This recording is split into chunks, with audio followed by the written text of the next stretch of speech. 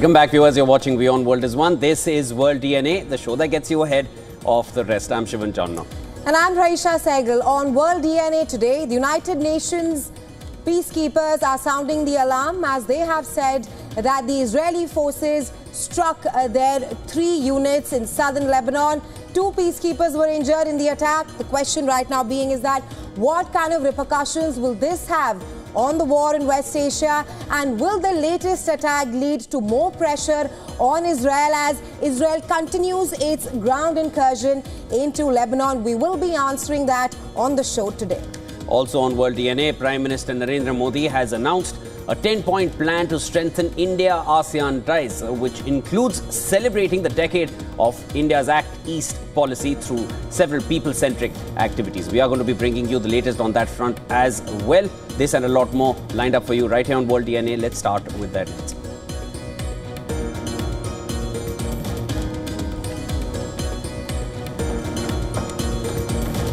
At least 22 people killed and more than 100 injured in Israeli strikes on central Beirut, says Lebanese Health Ministry. Report says a senior Hezbollah figure was the target of the air raids.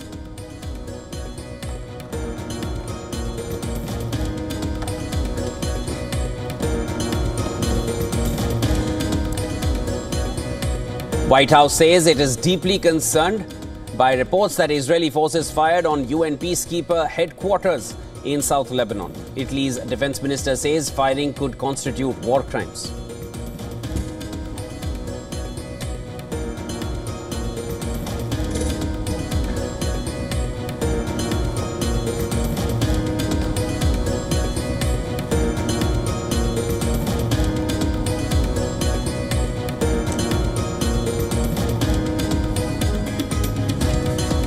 Ukrainian President Volodymyr Zelenskyy meets Italian Prime Minister Giorgia Meloni as Kyiv aims to secure European support ahead of winter season in which Ukraine will be battling Russia, says not discussing terms of a potential ceasefire.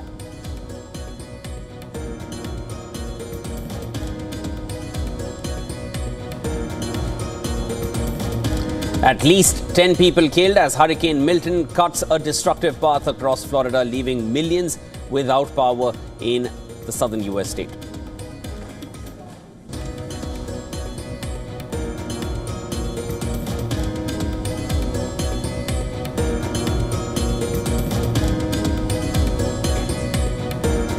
Prime Minister Narendra Modi announces 10-point plan to strengthen ASEAN-India partnership, asserts ties with the regional grouping were critical for Asia's future.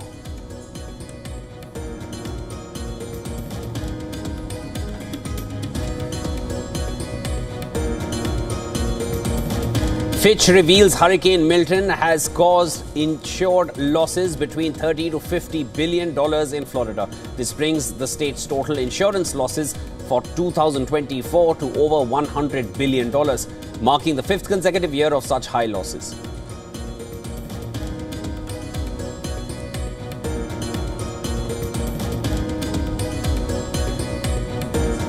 Lionel Messi could not fire Argentina to victory on his return from injury.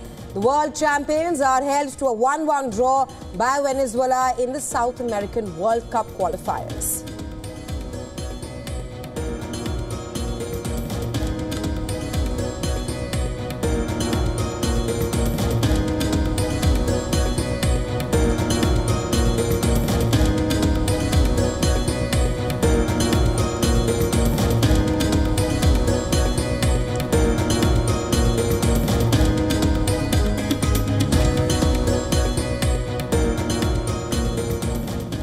Our top focus on the show today, the IDF firing at UN peacekeepers in Lebanon. That has now sparked international condemnation.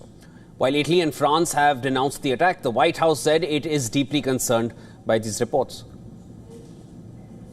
A UN peacekeeping mission in Lebanon says Israeli forces fired on its positions on Wednesday and Thursday. The United Nations Interim Force in Lebanon, or UNIFIL, says 2 of its peacekeepers were injured when an Israeli tank fired at its main headquarters in Naqoura. Israel has been pursuing a widening offensive against Hezbollah in that area. A UN source said there were no casualties in 2 other incidents. UNIFIL spokesperson Andrea Tenenti. This is highly concerning, not only because peacekeepers are there, but because this was done by, most probably a deliberate attack against our troops, which is a violation or a grave violation of international humanitarian law. Italy has protested to Israel over the incident. Its defense minister called it illegal and a possible war crime. We asked for the reason why these shots were fired, and we expected to know them officially. The ambassador was not able to provide us with explanations. Israel has warned Lebanese civilians not to return to homes in the south as it presses on with its assault. Well, for more on this, we're now being joined by David Biderosh. He is a professor at the National Defense University and former Deputy Director for Peacekeeping in the Office of the Secretary of Defense. Welcome to World DNA. Now, the safety and security of UN peacekeeping forces, that is at risk in Lebanon today. The Israeli forces fired at 3 UN positions in South Lebanon. How do you see this latest attack having an impact on the ongoing war in West Asia and escalating tensions, this especially as Israel continues its incursion into Lebanon? Well, I should start by saying that I also served as a peacekeeper on Israel's border, but in the Sinai, not in Lebanon. So I'm kind of aware of these issues. So I think that if this was a deliberate targeting, this will be a very, very serious issue. And I expect that Israel will probably move to punish people who've done that.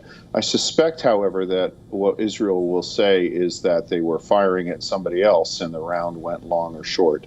That being said, I cannot imagine that it would be Israeli government policy to shoot deliberately at peacekeepers. Everybody recognizes that that's not what should be done. But the context of this is that Israel has viewed UNIFIL's mission as keeping Hezbollah from conducting military operations, and it has not done that. So I think Israel's view is that, well, now that we're going in to take care of Hezbollah, you guys need to get out of the way so there won't be any trouble. There's long-standing friction between Lebanon and Hezbollah, and I think that when you have an incident like this in such a poisoned atmosphere, everybody automatically attributes the worst motives to everybody else. So it's not a good development. It's certainly not a positive development for Israel. Colonel, the kind of statements which have come from world leaders, they definitely will not go by without implication. That is the assumption at this point. Do you feel this is going to put more pressure on Israel, or at least some pressure on Israel to reassess and calculate better before carry out the strikes? Yeah, I mean, as I said, if this is a deliberate policy move, then, which I think is highly unlikely, but that would be a major breach. I think that what is more likely here is that you had a junior officer who probably wasn't aware of the issues going on, or the location of the forces, fired at an immediate target. And I think Israel will have to very quickly move to insert some sort of fire discipline. The challenge here, really, this is dictated by terrain. So the place where you want to put a peacekeeping observation post is the place that when war gets hot, that's the key terrain you want to occupy, because generally it can look out over a broad range of fields there. So there's always a natural tension. And that's why Israel called for the peacekeepers to withdraw when they started launching their incursion in the South Lebanon. But what you're seeing here, I believe, is a low-level tactical indiscipline or just a tactical mistake that has strategic implications for Israel. And Israel's strategic position, their position in the global narrative, is extremely tenuous right now. So I think Israel is going to have to take quick action to, if they want to restore credibility with the international community. Right, Colonel Biderosh, you were earlier talking about the reasons why Israel would fire at the UNIFIL positions. The IDF says that its troops opened fire at the UN peacekeepers after it asked them to move away from the blue line, which essentially separates Israel and Lebanon.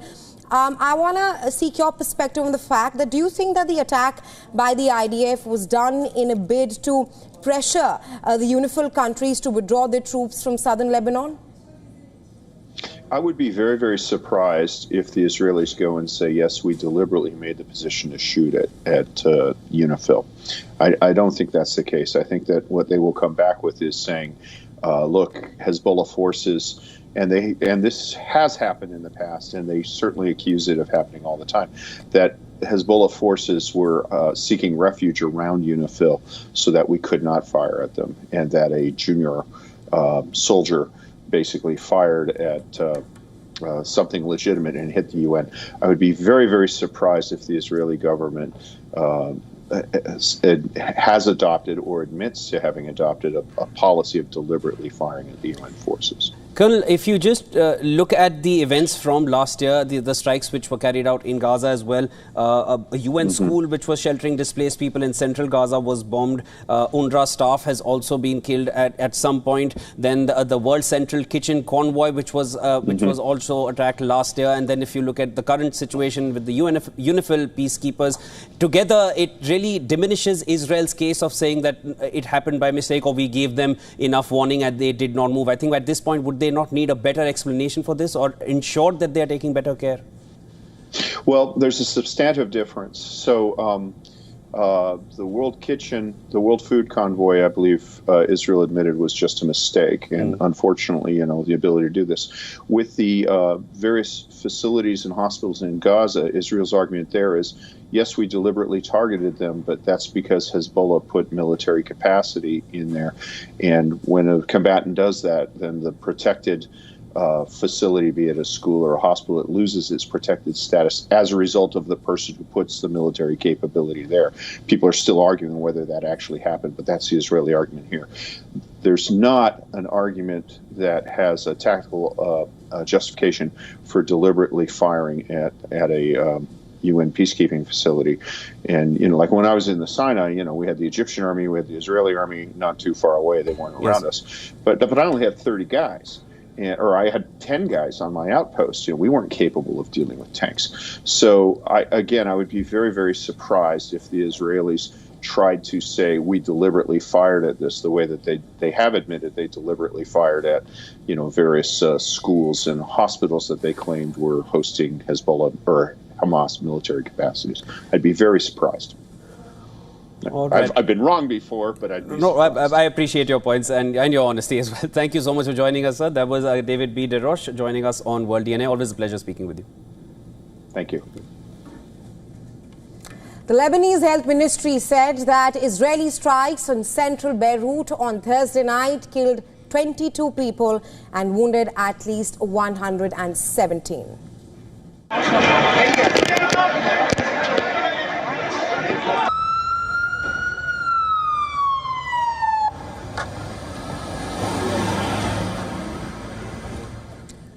According to a Lebanese security source, at least one senior Hezbollah figure was targeted in the attacks. The identity of the Hezbollah target was not clear. Israel has repeatedly pounded Beirut's southern suburbs over the last 2 weeks. But Thursday's raid was only the third time the city center has been targeted.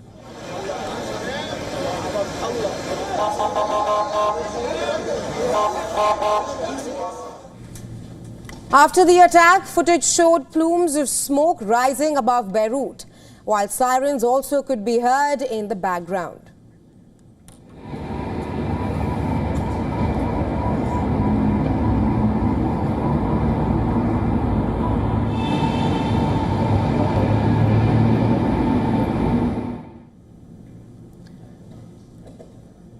Israeli army released a video showing Israel's military spokesman Daniel Hagari at a house in southern Lebanon with grenades and sniper rifles inside. Hagari goes around the house showing what all he's found inside. He said that the house is in a Hezbollah stronghold and it was being used as a storage for weapons and gear ahead of a planned attack in northern Israel, similar to the one seen on 7th October last year. All of these weapons here were stored and piled in the house, ready for the big raid. The raid plan called Conquer the Galilee. They plan to do a massacre in a larger scale than the 7th of October on northern Israel. And with this gear over here, I want you to see what kind of a gear. You see the hand grenades here?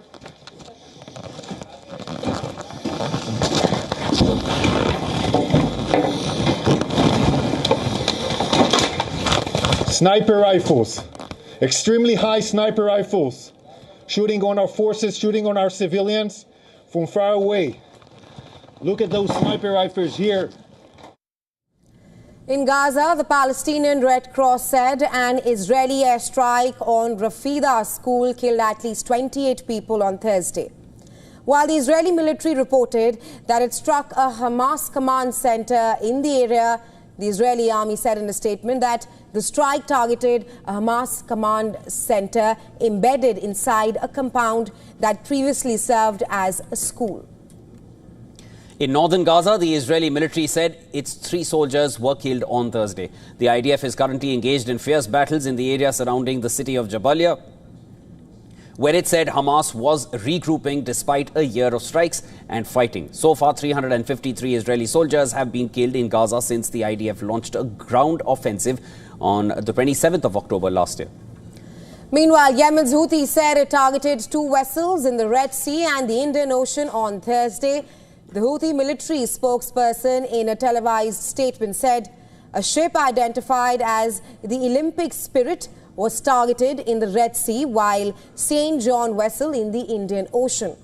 Houthi militants in Yemen have carried out nearly 100 attacks on ships crossing the Red Sea since November.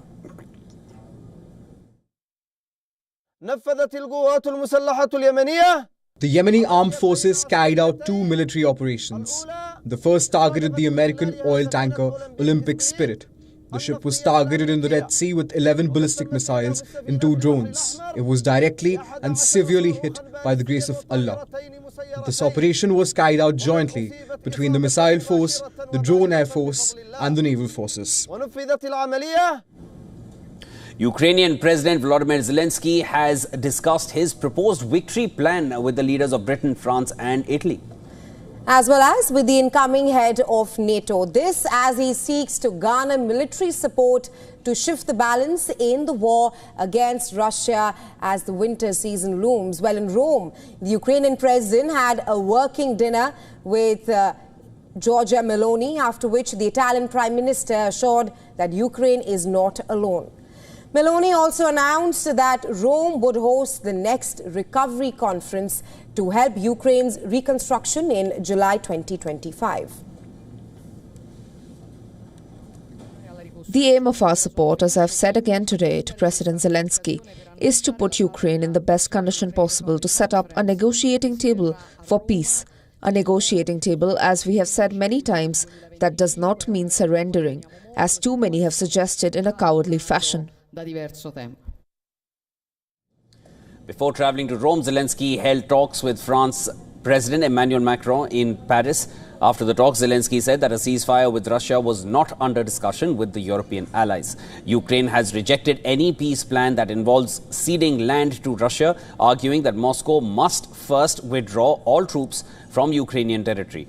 During the talks, Zelenskyy and Macron discussed Kiev's victory plan to defeat Russia, reaffirming France's support for Ukrainian resistance. Macron said Zelenskyy had outlined Ukraine's plan for the next weeks and that they had discussed strategy for the coming weeks and months. Zelenskyy later said on Telegram that the 2 leaders had discussed the possibility of France and Ukraine jointly producing arms. Il y a des engagements continus en termes d'équipement et qui sont dans la droite ligne des derniers mois, à la fois en termes d'équipement de défense et de formation. Zelenskyy arrived in Paris from London after talks with UK Prime Minister Keir Starmer and NATO Chief Mark Rutte. At the Downing Street meeting, the 3 leaders discussed the support Ukraine would need in the coming few months. Zelenskyy continued to push for a nod to use US and UK supplied long-range weapons to strike military targets deep inside Russia. But the leaders cautioned against placing too much focus on long-range missiles as NATO allies remain wary of a direct conflict with Russia. It's up to the allies, the individual allies, to decide how weapons they deliver into Ukraine can be used. Legally, that is possible, because legally Ukraine is allowed to use its weapons if they can hit targets in Russia, if these targets present a threat to Ukraine. But whether individual allies do that, that's in the end also always up to individual allies. Of course, we discussed this. I was last week in Kiev, we discussed it today. Zelenskyy is now scheduled to meet with Pope Francis and German Chancellor Olaf Scholz before he wraps up his 4-stop visit. Meanwhile, Russian President Vladimir Putin is in Turkmenistan. He is due to meet Iranian President Masoud Pezeshkian in the capital Ashgabat. Putin is also expected to meet the Turkmen president and take part in an international forum attended by a number of regional leaders.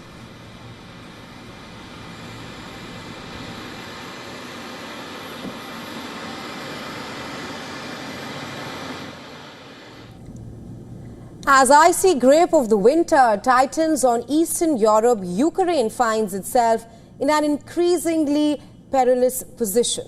Russian forces are advancing relentlessly, employing innovative tactics that have left Ukrainian defenders reeling. Our next report brings you the latest from the battlefield.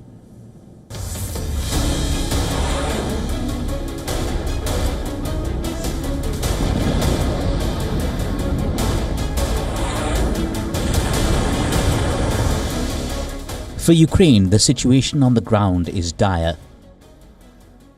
Russian troops are slicing through its defenses with alarming efficiency, employing a combination of brute force and tactical ingenuity.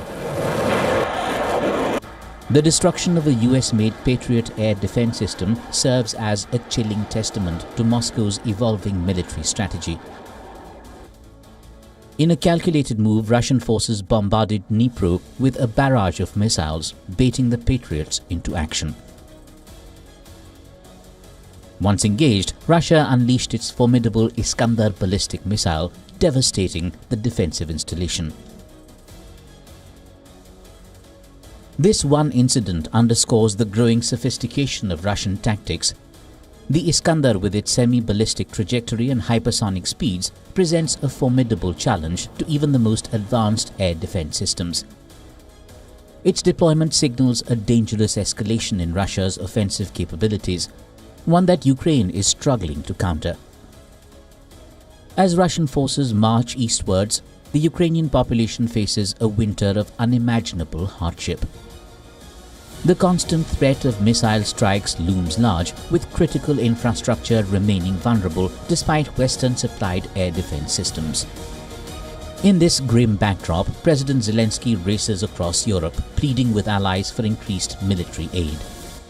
His 48-hour diplomatic blitz through London, Paris, Rome and Berlin is a desperate attempt to secure the weapons and financial support Ukraine needs. The urgency of his mission is palpable, driven by fears of waning international support and the potential return of Donald Trump to the US presidency. The clock is ticking for Ukraine. Each day that passes without substantial reinforcement sees Russian forces consolidate their gains and push further into Ukrainian territory. Bureau Report, WION World is One.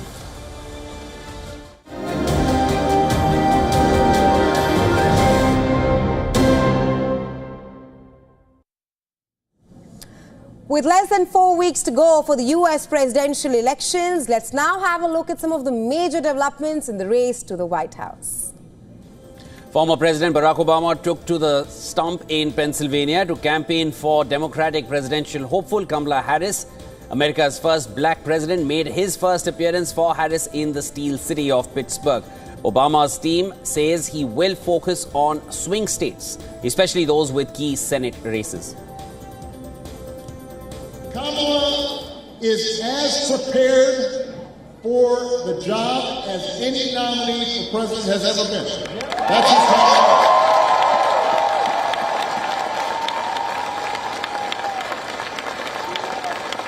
And in the White House, she will have an outstanding partner in Governor Tim Walz. Former President Bill Clinton will also hit the campaign trail for Vice President Kamala Harris in key battleground states this week. According to multiple reports, Clinton will begin in the South with stops in Georgia and a focus especially on rural voters. With US President Joe Biden, 3 of 6 living presidents are currently stumping for the Vice President Kamala Harris. Clinton and Obama's efforts aim to lock in support among the razor-thin margins that will likely determine the election.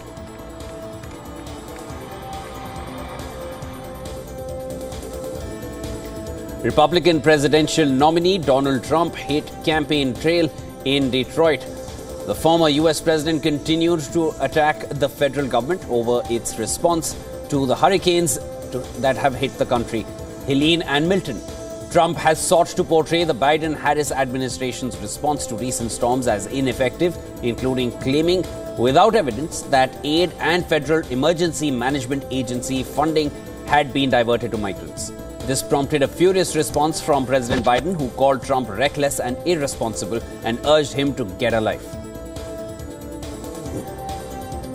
Republican Vice Presidential nominee and Senator J.D. Vance took part in a town hall in the battleground state of North Carolina. The town hall in Greensboro was moderated by former race car driver Danica Patrick. During the event, attendees asked Vance questions about disaster relief, illegal immigration and reducing cost. Vance said that if Donald Trump were the president, the country would achieve energy independence almost immediately due to the resources available. He said, "You want someone in the Oval Office who remains steady during an emergency crisis and not someone who runs from a friendly American media after an assassination attempt."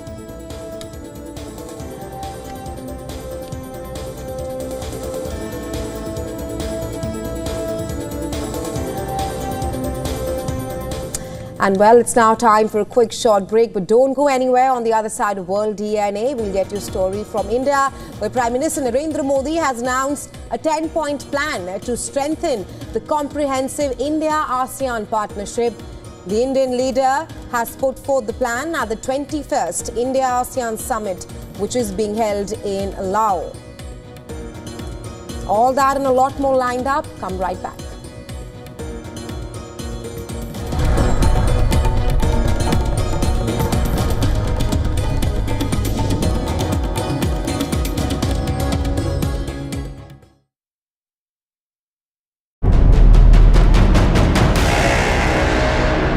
Mozambique holds a general election on the 9th of October, but voters fear they will be deprived of a fair and democratic electoral process. The Southern African nation and is one of the poorest countries in the world, despite its vast natural gas deposits.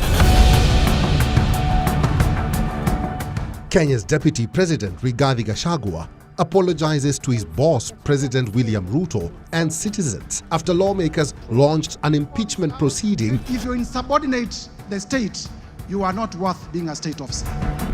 And Ethiopia's capital hosted thousands at the Irecha Heritage Festival on one end of Addis Ababa, and on the other, thousands celebrated an annual religious festival marked by the lighting of bonfires, according to the beliefs of the local Orthodox Christian faithful. That's this week on World of Africa, at these times on WION. World is One.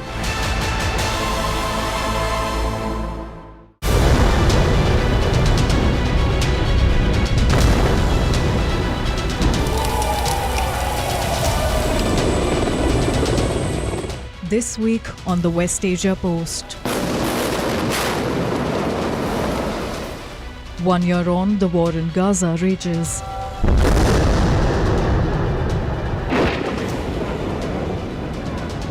Little is left of the enclave, which was once home to 2.3 million.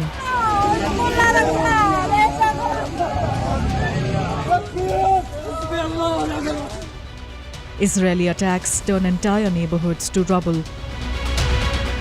Centuries-old mosques and churches demolished and vital agricultural lands destroyed.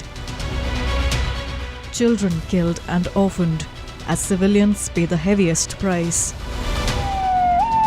The war in West Asia expands as the world powers fail in de-escalation efforts. Watch the West Asia Post with me, Radi Francis, only on WION. The world is one. WION, India's global voice. The channel that brings you the biggest stories from across the world through India's lens. Now available in more than 190 countries worldwide. Because we believe that the world is one. Watch us in Africa, Europe, USA and Canada, South America, Asia Pacific, Middle East and North African regions. Also available on these digital platforms across the world. WION. World is one.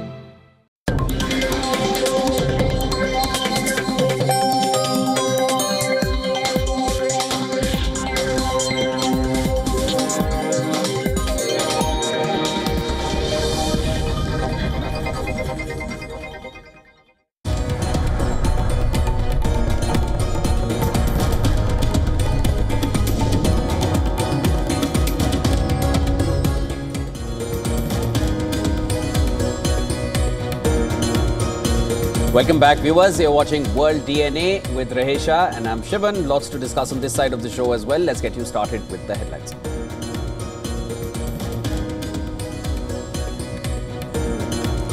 Prime Minister Narendra Modi announces 10-point plan to strengthen ASEAN-India partnership. Asserts ties with the regional grouping were critical for Asia's future.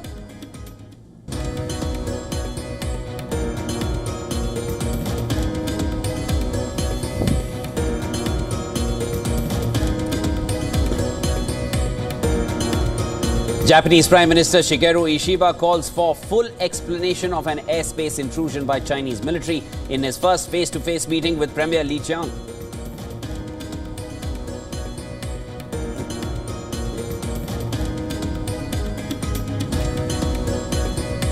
Three Israeli soldiers killed in Gaza as troops advance on Jabalia refugee camp.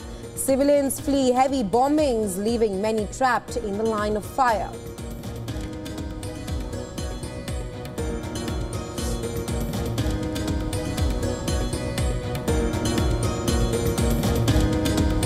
Senior Hezbollah figure survives after targeted Israeli air raids in central Beirut. As per reports, at least 22 people killed and more than 100 injured in strikes, says Lebanese Health Ministry.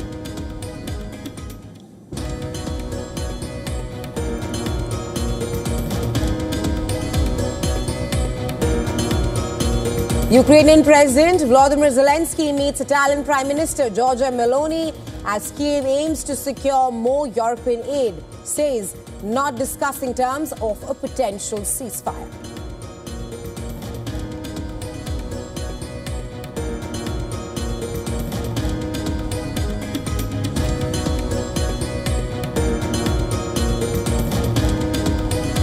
At least 10 people killed as Hurricane Milton cuts a destructive path across Florida, leaving millions without power in the southern U.S. state.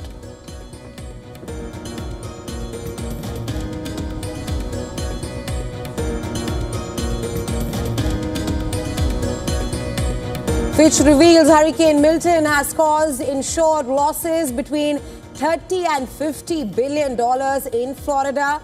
This brings the state's total insurance losses for 2024 to over $100 billion, marking the fifth consecutive year of such high losses.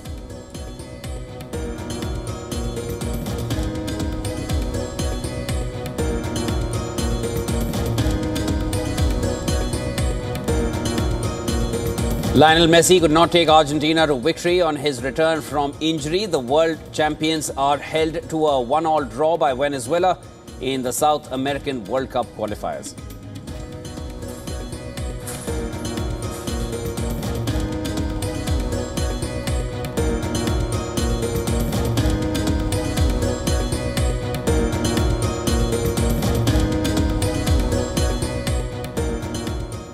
Indian Prime Minister Narendra Modi has announced a 10-point plan to strengthen the comprehensive India-ASEAN partnership. Right. He put forth the plan at the 21st India-ASEAN Summit at Laos on Thursday. Well, the 10-point plan includes people-focused events such as youth summits, startup festivals, digital hackathon and creation of ASEAN-India network of think tanks. India also proposed an ASEAN-India Women's Scientists Conclave and also plans to double scholarships at India's Nalanda University, while also introducing new scholarships for ASEAN students at Indian agricultural universities. Prime Minister Modi also asserted that India's ties with the regional grouping were crucial for guiding Asia's future. The Prime Minister went on to say that 21st century is the century of India and ASEAN nations. He hailed that India-ASEAN trade had doubled to over $130 billion in the past decade and announced a review of the trade in goods agreement to harness the greater economic potential of this partnership.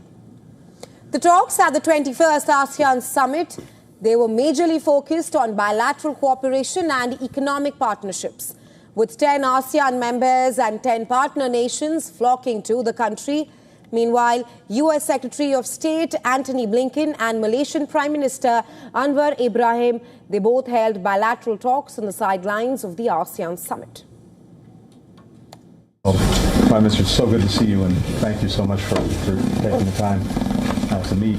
We have, between the United States and Malaysia, a strong partnership, a comprehensive partnership going back a decade now, and I think as well a commitment to work to build it even stronger and to work to deliver for our people, which is our responsibility, whether it's on inclusive economic growth, whether it's on relevant security issues, people-to-people ties, which are essential.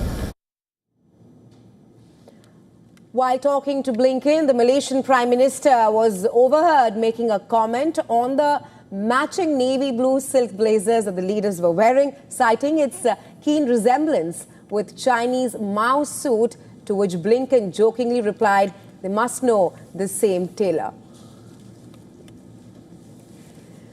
The global leaders also attended a gala dinner hosted by Laos Prime Minister Sifandon. The event was also attended by Russian Foreign Minister Sergei Lavrov, Chinese Premier Li Qiang, and Canadian Prime Minister Justin Trudeau.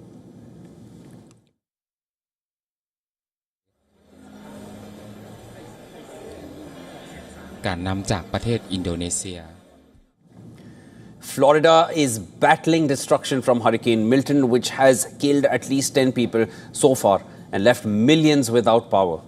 Officials and Floridans, however, are taking solace in the fact that the storm did not trigger the catastrophic surge of seawater as was previously feared. Our next report telling you more about Hurricane Milton. After Hurricane Milton barreled across Florida, spawning deadly tornadoes, rescue crews waded through flooded streets to check homes and assist residents. The storm was significant, but thankfully this was not the worst-case scenario. Florida Governor Ron DeSantis said that while the storm was not as bad as feared, the damage was still widespread. We are just beginning damage assessment. We have 10 confirmed fatalities. Our understanding is that those fatalities were caused by the tornadoes. At a White House briefing, Homeland Security Secretary Alejandro Mayorkas said storm-related deaths so far were caused by tornadoes, but that the death toll could rise. Milton downed power lines and left more than 3 million homes and businesses without power. The house vibrated when the gusts really picked up. I threw up twice. Destroyed homes were left in the storm's wake, as well as toppled trees and debris on roads. Some neighborhoods experienced significant flooding, but the Tampa Bay area appeared to have escaped the storm surge that had prompted the most dire warnings. In St. Petersburg, the roof was torn off Tropicana Field, a staging area for first responders, and a large construction crane collapsed. As of Thursday afternoon, Hurricane Milton had plowed into the Atlantic Ocean, but residents were not yet in the clear. The state was still in danger of river flooding after as much as 18 inches of rainfall.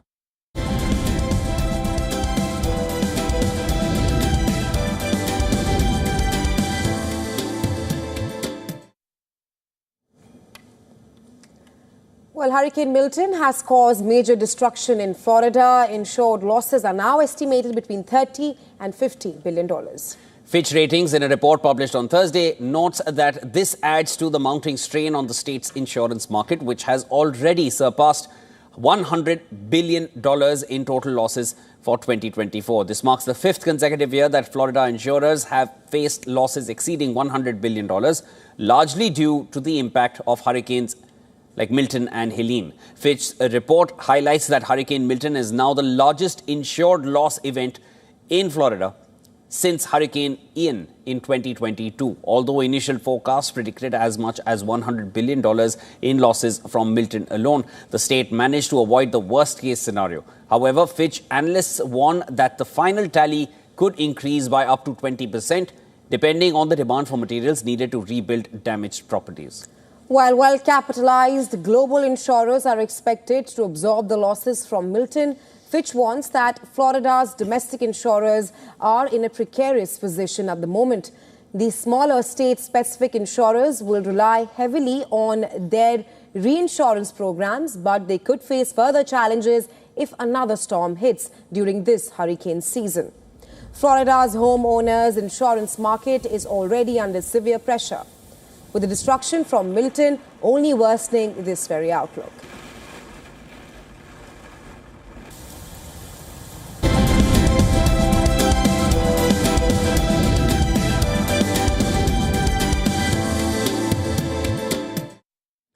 All right, next up, let's take a look at all the developments in technology, starting with the United States and Britain that have launched a joint initiative to enhance online safety for children, marking the first collaboration of its kind between the two governments. US Commerce Secretary Gina Raimondo and UK Science and Technology Minister Peter Kyle have called on tech companies to take stronger and quicker action to protect children online.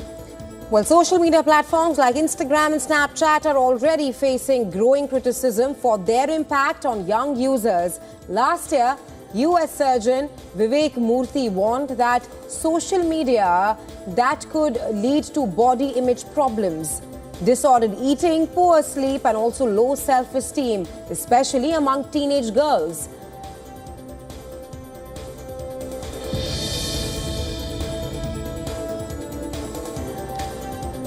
Germany's antitrust watchdog has officially closed its case against Meta. The antitrust group announced that Meta has taken adequate measures in the country, allowing users greater control over how their data gets used on its platforms.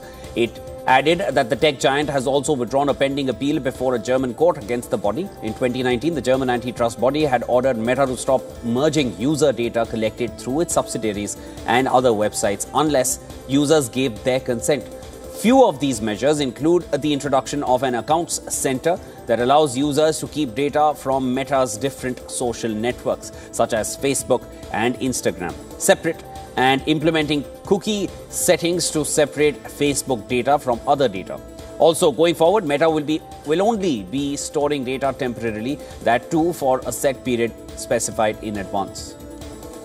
Experts have highlighted a growing concern over the impact of screen time, trauma and violence on children's behavior. In recent times, behavioral issues like aggression, irritability, depression and anxiety, that has only surged among children. Experts have noted that stress, excessive screen exposure and disruptions to routines are major contributions to the rise. Children may show warning signs like sudden mood swings with dramatic shifts in their emotions. Experts urge parents to approach children with patience, avoiding yelling or harsh treatment. Instead, they recommend open communication to understand the root of the problem. Well, if these behavioral signs continue or worsen, experts advise seeking guidance from a pediatrician or child psychologist for proper intervention.